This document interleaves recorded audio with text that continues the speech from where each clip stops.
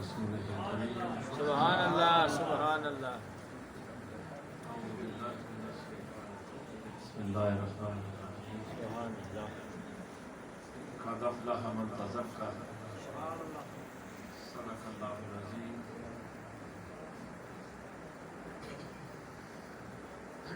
إن الله وملائكته يصلون على النبي يا أيها الذين آمنوا صلوا عليه وسلموا تسليما الصلاة والسلام علیکم یا رسول اللہ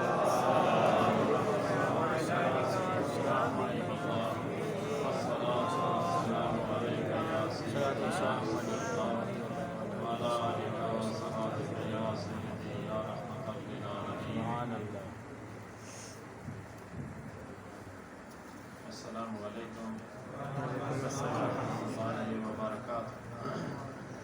میرے محترم بزرگوں، دوستوں، ساتھیوں،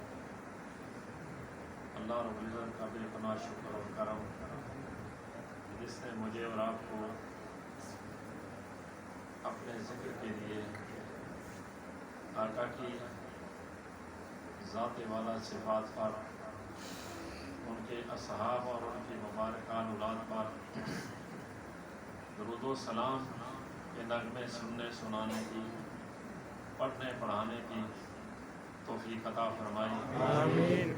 یہ میری اور آپ کی خوش نصیبی ہے کہ اللہ نے ہمیں اس مبارک کام کے لیے اپنی رحمت سے چن لیا، کیونکہ جب تک اس کا کرم شامل حال نہ ہو، اس کی رحمت شامل حال نہ ہو، یہ سعادتیں، یہ نعمتیں، یہ برکتیں میسر نہیں آتی۔ ویسے تو میں باخدا باوضو ہوں۔ میں حضرت شفیع صاحب سے بھی کہا کہ علامہ صاحب قبلہ نے تھوڑے سے ٹائم میں سمندر کو کوزے میں بند کر دیا۔ جو بات میں عرض کرنا چاہتا تھا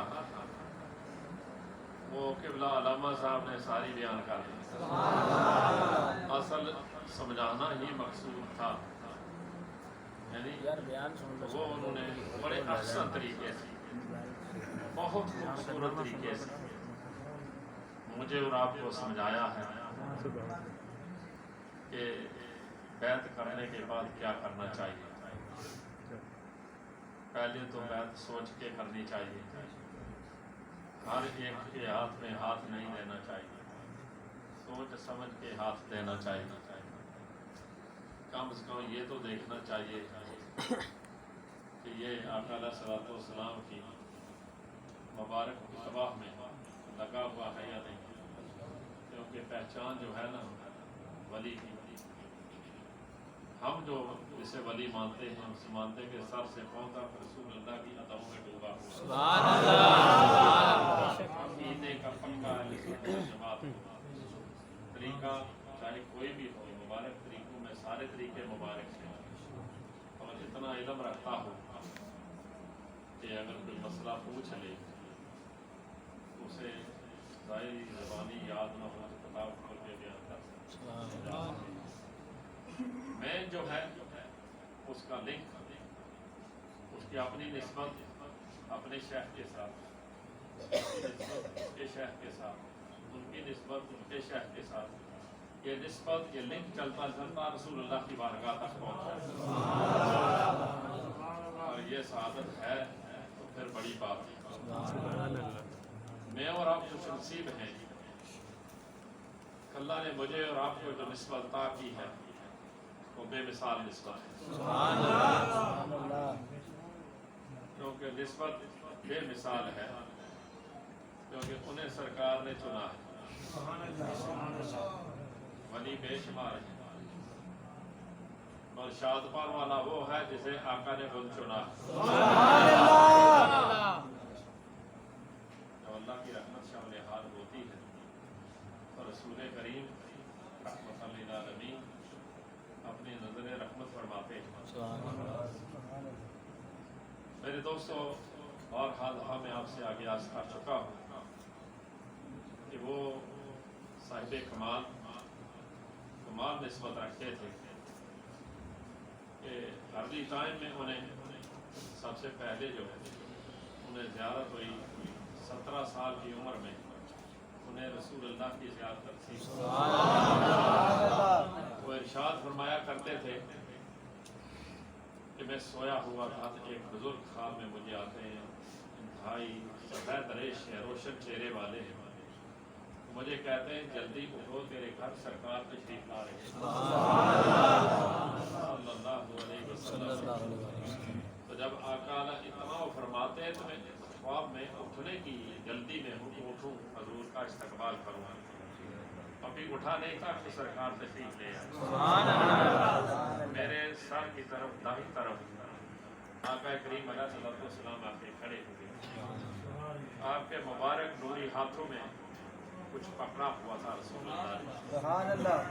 فرماتے ہیں جیسے آملے کے دھوکے، یعنی وہ گھٹک، آملے کی جو گھٹک ہے اس طرح کی کوئی چیز تھی۔ تو سیدت و جہاں صلی اللہ علیہ وسلم مجھے ارشاد فرماتے ہیں کہ یہ تم کھاؤ گے؟ میں عرض کرتا ہوں یا رسول اللہ اگر آپ عنایت فرمائیں تو کیوں نہ کھاؤں گا۔ اپنے وہ مبارک نوری ہاتھ دونوں میرے منہ کی طرف کرتے ہیں، ایسے پتہ چلتا ہے کہ وہ جو گھٹک کی شکل میں وہ چیز تھی آملے کی دھوکے، میرے سارے اندر چلے گئے۔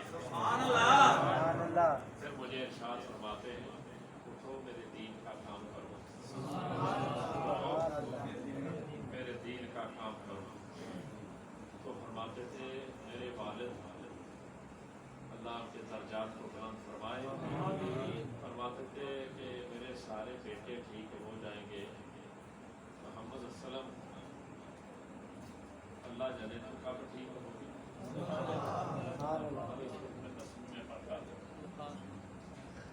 تو الحمدللہ فرماتے ہیں کہ پھر وہ وقت آیا، میرے بابا یعنی اپنے والد کا فرماتے ہیں 2:30-3 بجے وہ تہجد کے لیے کھڑے ہو جاتے تھے اور اشراق پڑھ کے وہ مصلے سے اٹھتے تھے۔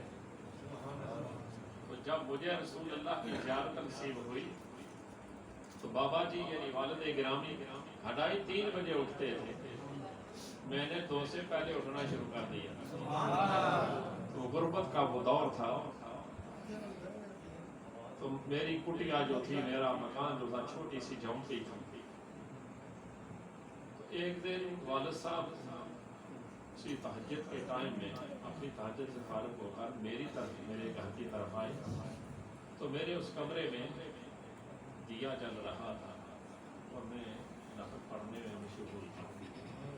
تو جب سلام پھیرا تو بابا جی والد صاحب کو بابا جی کہنا، بابا جی نے دیکھا نا بڑے متاثر ہوئے، تو بڑی یعنی پیار کی نظر سے دیکھ کر ارشاد فرمانے لگے محمد اسلم یہ کام کب سے جاری ہے،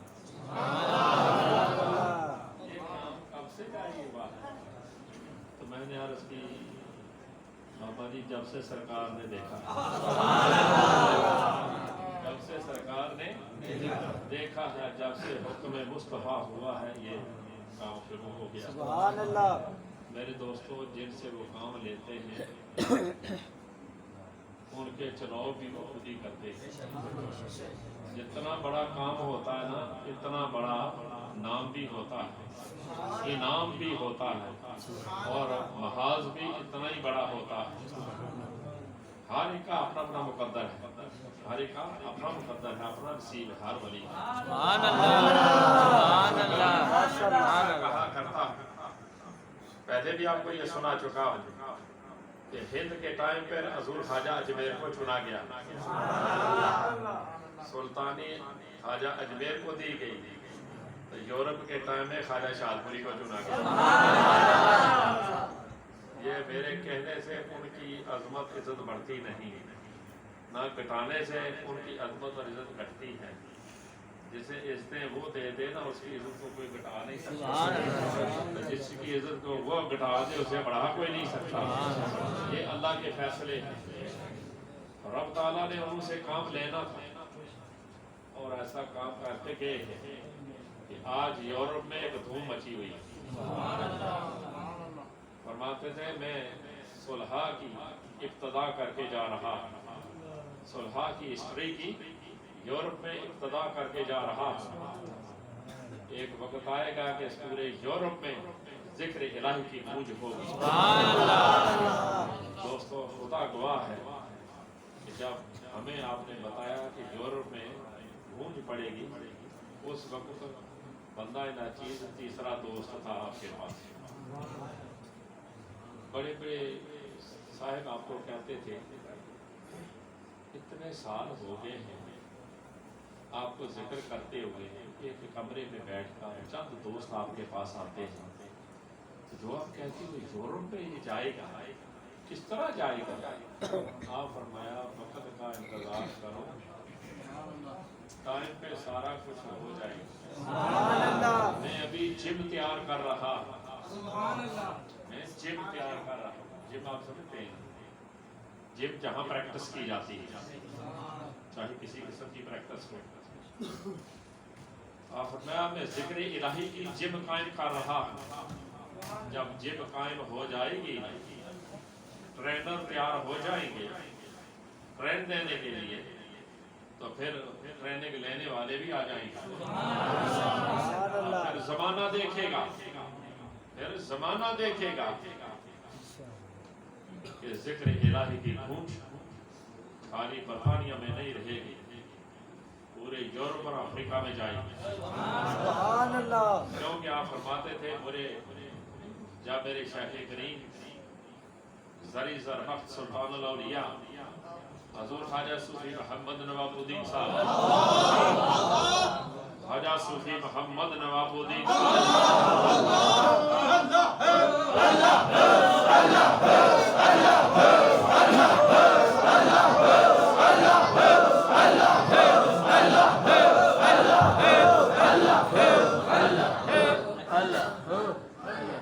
جنہیں رسول اللہ نے زری زرمخت کا خطاب دیا،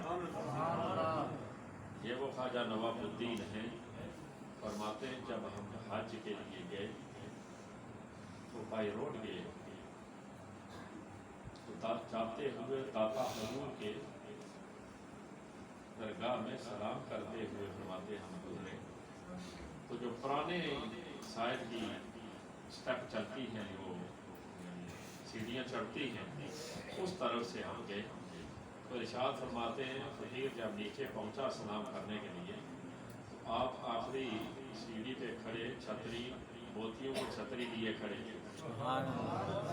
مجھے اہلاً و سہلاً کہا، تیرا آنا مبارک ہو اور تجھے حج مبارک ہو، تو فرمایا غوثیت قطبیت تجھے مبارک ہو۔ یہ داتا حضور نے فرمایا، حالانکہ یہ فرماتے ہیں یہ خطاب جب میں رسول اللہ کی بارگاہ میں پہنچا تو یہ مشاہدے کی باتیں فرمایا، آقا علیہ الصلوۃ والسلام نے فقیر کو یہ ارشاد فرمایا۔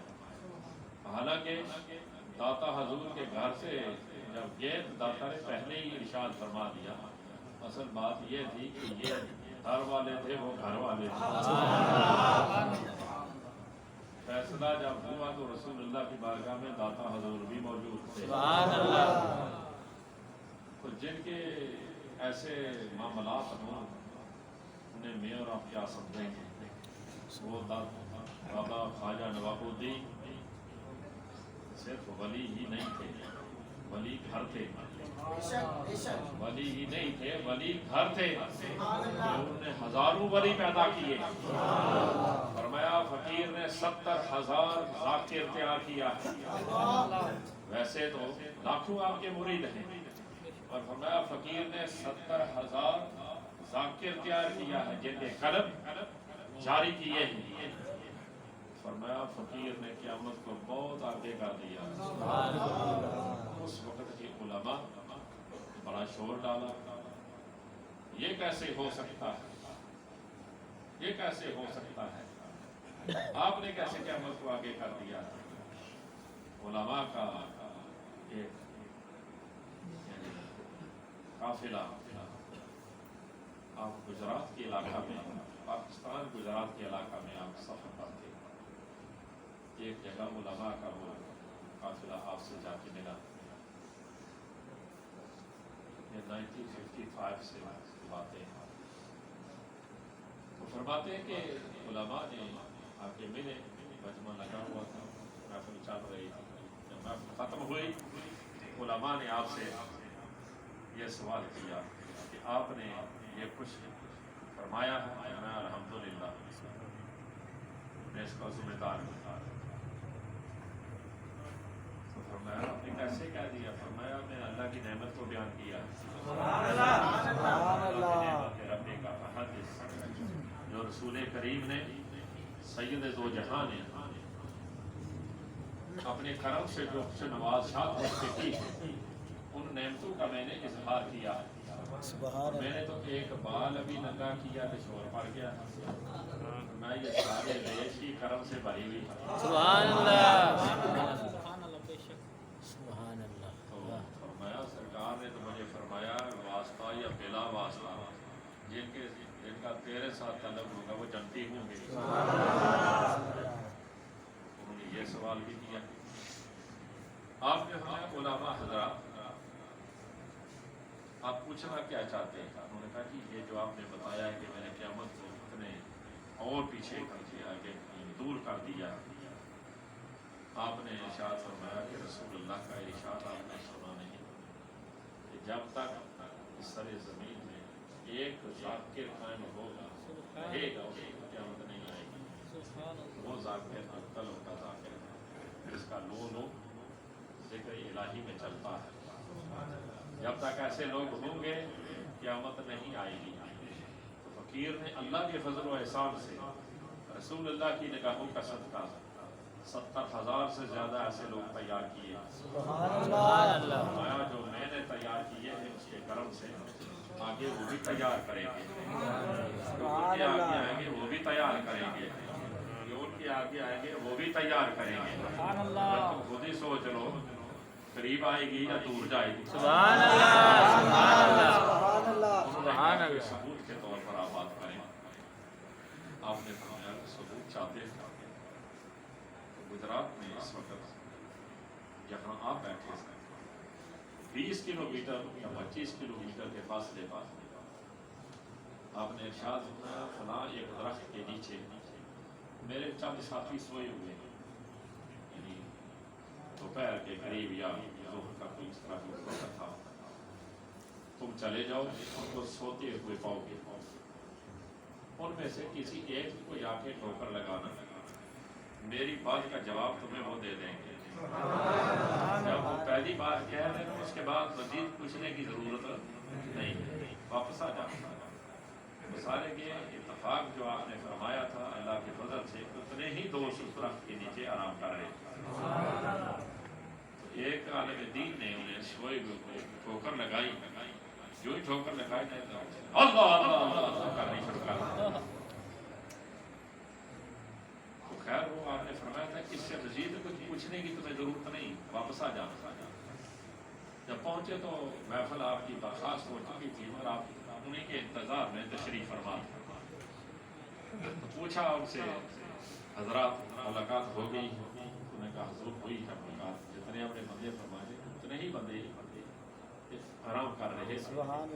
تو فرمایا آپ نے کیا کیا؟ کہا ایک سوئے ہوئے کو ہم نے ٹھوکر لگائی ہے اور اس نے اللہ اللہ کا شور ڈال دیا، اس نے اللہ اللہ کیا تو جتنے سور تھے سب نے اللہ اللہ۔ آپ نے بڑے پیار سے فرمایا، آپ نے فرمایا نیند ہے جو کہ موت کی چھوٹی بہن ہے، نیند موت کی چھوٹی بہن ہے، جب آدمی سو جائے تو اسے کچھ ہوش پتا نہیں رہتا۔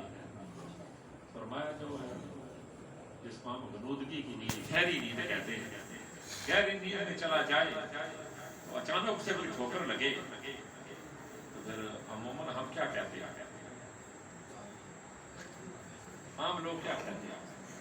فرمایا جو سوئے ہوئے بھی اچانک ٹھوکر لگے تو اس کے منہ سے اللہ کا ذکر نکلے، جو جاگتے ہوئے بھی اللہ کا ذکر کرے، سوتے ہوئے بھی اللہ کا ذکر کرے۔ تو فرمایا پر یہ بتاؤ جنت بنائی کس کے لیے ہے؟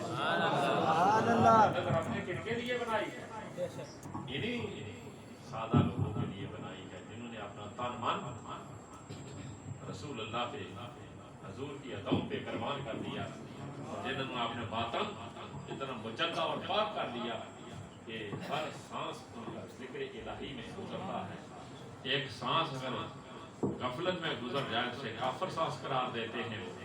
फरमाया जो ऐसे गुलाम हो जाए तो रब ताला ने जन्नत इन्हीं लोगों के लिए बनाई है। सुभान अल्लाह। तो मेरे दोस्तों, बात में अर्ज कर रहा था, जो अलामा साहब ने तो बहुत प्यार से बहुत सारी बातें समझाई। ये तो पाकिस्तान की बात है, यूरोप की सुनाना शुरू तो शायद आप ना थक जाए। सुभान अल्लाह। बाबा जी ने रंग दिया, खुद इंग्लिश नहीं बोलते थे, कुछ उन्होंने जो समझा सके ना, तो फिर भी कहते जी इल्म की वजह से समझा दिया। बाबा जी इंग्लिश नहीं बोलते थे, यानी अपनी ज़बान में तर्जमान के साथ बात करते थे, अल्हम्दुलिल्लाह। और उनकी बात में नज़र में असर ऐसा है, जो बात करते थे सब पूरा करते थे। अपना आया है या गैर आया है, अपना आया है या पराया आया है, मोहब्बत और सलूक सबके साथ एक जैसा करते थे, उनका बर्ताव एक जैसा। मेरे दोस्तों साथियों, अल्लाह करीम का ये करम हुआ कि उनके तशरीफ ले जाने की वजह से यूरोप में जिक्र इलाही की बहार आई। नहीं तो उस मुल्क में बेशुमार उस टाइम में 60 के हशरे में जो उलमा गए हैं वो भी दाढ़ियां बना बैठे उस माहौल की वजह से। मगर जिसे सरकार ने चुन के भेजा था, जब वो पहुंचा तो फिर सुन्नत की बहार आप फरमाते हैं मैं लंदन वाल्थमस्टो में यानी फैक्ट्री थी फर्नीचर की, उसमें काम लगा। यहूदी ये कौन बड़ा यहूदी जिसकी फैक्ट्री थी। तो मैंने जब काम दिया तो मैंने तर्जमान के जरिए उसे कहा कि मैं रिलीजियस पर्सन मजहबी बंदा हूँ, नमाज जो है मैं टाइम पे अदा करूँगा, अगर ये इजाज़त हो तो फिर मैं नमाज में काम करना चाहता हूँ। तो उन्होंने कहा पहला बंदा तो आया है जो फैक्ट्री में भी नमाज पढ़ना चाहता है। आप बातें मैंने उसे कहा नमाज का टाइम जिधर भी आ जाए हम उधर ही अदा करते हैं, मगर काम करना है तो काम पे जो टाइम आएगा तो नमाज तो मुझे पढ़नी है, चाहे तुम इसकी उजरत काट लो, यानी उस टाइम के लिहाज से पैसे काट लो और कुरान हम पढ़ें। तो फरमाते हैं हमारे काफ़ी लोग उधर काम करते थे, मगर उन दिनों में जिस टाइम याद में फरमाते थे उन लोगों को ईदैन का या रोज़ों का कुछ पता नहीं था। वैसे भी उनका मौसम ऐसा था कि 6-6 माह दिन नजर नहीं आता, यानी बारिश ज्यादा होने की वजह से मौसम क्लाउडी यानी अबर आलूद ज्यादा रहता था। इस वजह से किसी को पता नहीं चलता था कि कब सूरज तलू हुआ है और कब गरूब हुआ है। और फरमाते हैं जब फकीर गया तो नमाज शुरू की। पहले दिन मैंने नमाज पढ़ के ये 3 मरतबा जो कलमा पढ़ा, तो दूसरी साइड पे हमारे ही भाई यानी आपस में बैठे कार्ड खेल रहे थे, जैसे ताश जिसे हम कहते हैं। उन्हें कलमा सुना तो दौड़ते हुए आए, मौलवी साहब इधर तो नमाज नहीं होती। तो क्यों? कहते हैं ये अंग्रेजों का मुल्क इधर नमाज हो जाती है। अल्लाह तुम्हें अच्छी समझ दे, ये अंग्रेजों का मुल्क नहीं अल्लाह का मुल्क है। जमीन सारी अल्लाह की है, सारी कायनात सारी उसी की है। मेरे रसूल करीम ने फरमा दिया है कि सारी जमीन अल्लाह ताला ने अहले ईमान के लिए मस्जिद बना दी है। वक्त नमाज आ जाए जहाँ आ जाए वहाँ अदा करो। हमारे हालात ऐसा लेजर ही पढ़नी। 2-4 दिन तो उन्होंने इस तरह देखा तो आप ने अल्लाह की बारगाह में इल्तिजा की कि दिलों का फेरने वाला तो मौला मेरा काम है नहीं आवाज देना, तेरा काम है दिल को फेर देंगे। से चंद आए तो मुझे कहने लगे मुतज़ोया में आए हुए हैं, कभी हमने नमाज नहीं पढ़ी, मगर आप जो कलमा पढ़ते हैं हम कस्मिया कहते हैं, हम खेलते तो ताज है, تاش کھیلتے، اور جب آپ کلمہ پڑھتے ہیں اسی ٹائم میں ہم لوگ کھیل رہے ہوتے ہیں، آپ نماز پڑھ رہے ہوتے ہیں، تو جب آپ کلمہ پڑھتے ہیں تو ایسے پتہ چلا ہمارے دل کی تاریں ہلنی شروع ہو گئی۔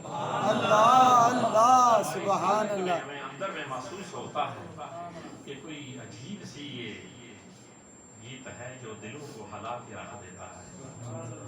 آہستہ آہستہ آپ کے ساتھ کو شریک ہوتے گئے، یہاں تک کہ الحمدللہ پھر ایسا وقت آیا کہ رمضان الکریم میں کوئی تو روزے نہیں رکھتے تھے، تو جب بندہ نے فرمان لگے میں نے روزے رکھے تو بہت سارے لوگوں نے 7 روزے رکھنے شروع کر دیے، نماز پڑھنی شروع کر دی، اور افطار جو ہے نا وہ یہودی اپنی طرف سے، فیکٹری کی طرف سے، کمپنی کی طرف سے پیمنٹ دیتا تھا، جو چیز تم لانا چاہتے ہو لے آؤ، میری طرف سے افطار کرنا۔ تو کئی لوگ ایسے تھے جو روزہ نہیں رکھتے تھے، جب افطار کا وقت ہوتا نا بیچ میں آ کے بیٹھتے تو وہ یہودی جو تھا کہتے وہ پیچھے روزہ کھولتے بندوں کے پیچھے چلتا رہتا تھا، تو جو اس کا روزہ نہیں نہ ہوتا تھا اسے پیچھے سے پکڑ کے کہتا مسٹر محمد تم نے تو فاسٹ رکھا ہے نہیں، یہ کیوں جھوٹے کام کر رہے ہیں، جنہوں نے روزہ رکھا ہے یہ افطار ان کے لیے ہے، انہوں نے رکھا ہی نہیں تو کہیں بیٹھا کیوں گیا تھا۔ اللہ کی قدرت کہ ان باتوں سے جو نہیں رکھتے تھے انہوں نے بھی شرمندگی سے فرمایا پھر عیدین کے اہتمام بھی اس نے ہمارے لیے عید کی میں پیمنٹ بھی کرتا ہوں، 4 گھنٹے ہمیں چھٹی دے کہتا تو عید کرو اور پیمنٹ بھی کمپنی دے گی، تم پلیز گھر نہ جاؤ ادھر عید پڑھو، کھانا پینا تمہارا انتظام سارا ہم کریں گے۔ مجھے خوشی ہے کہ ایک بندہ تم میں آیا ہے جس نے تم سب کی حالت کو بدل کے رکھ دیا۔ تو محبت سے فرماتے کہ ایک دفعہ کیونکہ آپ میں فرنیچر کو ٹیسٹ کرتا تھا، جب آخری تیار ہو کے باہر نکلتا تھا تو مجھے ٹیسٹر تھا، میں چیک کرتا تھا کہ فرنیچر صحیح ہے، تو جب سے میں لگا اس کی ڈیمانڈ اتنی زیادہ ہونی شروع ہو گئی ہے، ایزی ہو گیا، تو میرے پاس آتا تھا کہتا مسٹر محمد جب سے کمائے ہماری کمپنی کو اتنا زیادہ آرڈر ملنے شروع ہو گئے ہیں، میں خود حیران ہوں اس کا ریزن کیا ہے۔ آپ فرماتے ہیں جو تم نے اپنا اختیار پیش کیا ہے اللہ اس کا صلہ تجھے دنیا میں دینا چاہتے ہیں، اللہ تجھے اس کا صلہ دنیا میں دینا چاہتے ہیں اور تجھے وہ دے رہے ہیں۔ تو ساتھ ایک آدمی تھا، اس اپنا آدمی کہنے لگا مسٹر محمد اس نے ابھی تک داڑھی نہیں رکھی، اس کے چہرے پہ آپ پھیر دو تاکہ یہ بھی بیئرڈ مین ہو جائے۔ اس کے اپنے سر پہ بال نہیں تھا، جو یہودی تھا اپنے سر پہ بال نہیں تھا، آپ نے فرمایا اس کے بھی ہاتھ پھیر دیتا ہوں تو اس پہ بھی پھیر دیتا ہوں، ہاتھ سے دور چلا گیا کہ خدا را میرے سر پہ ہاتھ نہ پھیرنا، اگر بال اگ آئے گا تو میری بیوی جو ہے نا وہ چھوڑ کے بھاگ جائے گی، کیوں دوسروں کے لیے تو ہاتھ پھرواتے ہیں اور اپنے تیرے پہ ہاتھ نہیں پھروانا چاہتے۔ کہتا ہے مجھے اتنا یقین ہے کہ اگر تو نے ہاتھ پھیر دیا نا میرے چہرے پر تو میں اگر مشین بھی چلاؤں میں تو ختم نہیں ہوں گی۔ اتنا اسے یقین ہو گیا کہ اس کی باتوں میں اتنا اثر ہے، جب سے آیا ہے 300 سے زیادہ ورکر ہیں اور میجورٹی نے داڑھی رکھ لی ہے، پہلے ان میں سے کوئی روزہ تک نہیں رکھتا تھا، نماز نہیں پڑھتا تھا، یہ ان کی ابتدا تھی جب وہ یورپ میں گئے۔ جو ٹائم گزرتا گیا اللہ نے ان سے جو کام لینے تھے وہ لیے، اور پھر ایسا وقت بھی آیا کہ جب خدا عزیز داخل ہوا، ہم اپنے لوگوں کے کردار و اعمال کیا ہم دیکھنے میں کچھ اور ہیں، کرنے میں کچھ اور ہیں، ظاہر میں ہم کہیں پیچھے نظر آتے ہیں مگر ارادے میں ہم اس طرح نہیں ہوتے۔ جس مسجد میں آپ کو لندن سے لوگ لے کر کے امامت کے لیے آپ نے 4 سالوں تک محمد کے فرائض اور خطابت کے نماز وغیرہ کے قرآن عزیز پڑھانے کے ادا کیے. 4 سالوں میں آپ نے 100 سے زیادہ نوجوان تیار کیا جو پبوں کی زینت پب میں شراب خانوں میں بیٹھنے والے تھے، جن کے کانوں میں کانٹے اور عورتوں سے لمبے بال، اور اس وقت کی وہ سٹائل جو ہپی سٹائل تھا اس سٹائل کے نوجوان تھے. بابا کی صحبت میں آئے، سب کچھ انہوں نے پکار کے سنت مصطفیٰ کا نور صاحب سبحان اللہ. ہماری اپنے ہی لوگ آج بھی ایسے ہیں، دیکھنے میں بڑے خوش ملتے ہیں مگر نیچے سے کہتی رکھتے ہیں. ایسے لوگ ہیں ہماری سوسائٹی میں جو برگلاتے رہتے ہیں، یہ کچھ نہیں وہ کچھ نہیں، اس طرح کی باتیں چلتی رہتی ہیں. جو عقیدت کا مضبوط ہو نا، ایک بار کلمہ پڑھ دیا پھر گھبرانے کی ضرورت نہیں، خراب ہو جائے تو محکمہ کام کرتا ہے. آج اس کا نہیں کوئی ہو رہا نا، اسے اپنی طرف دیکھنا چاہیے کہ میں نے کلمہ پڑھ کے وعدہ پورا کیا یا نہیں. زیادہ کلمہ پڑھ کے ہم اس وعدے پہ اترتے نہیں ہیں جو وعدہ کرتے ہیں، کیونکہ ہم وعدے کلمہ تو اس لیے پڑھتے ہیں کہ میرا ویزا لگ جائے، میرے بچہ ہو جائے، میں مقدمہ جیت جاؤں، میں فلاں چیز ہو جائے. دین کے لیے بیعت نہیں کرتے. بیعت جو ہے وہ خوف خدا کے لیے، بیعت تقویٰ و پارسائی کے لیے، بیعت جو ہے قرب رسول کے لیے، بیعت جو ہے خدا و قدوس کی بارگاہ کی رسائی کے لیے، آخرت کی بہتری کے لیے. اور یہ ارادہ ہو تو نور علی نور علی. کثرت ہم میں سے یہ ارادہ رکھتے نہیں ہیں، ہم ارادے اور رکھتے ہیں جس وجہ سے پھر وہ جب کام نہیں ہوتا کہتے ہیں پیر صاحب کچھ بھی نہیں. پیر صاحب تو کچھ نہیں مگر پیچھے بڑا کچھ ہے.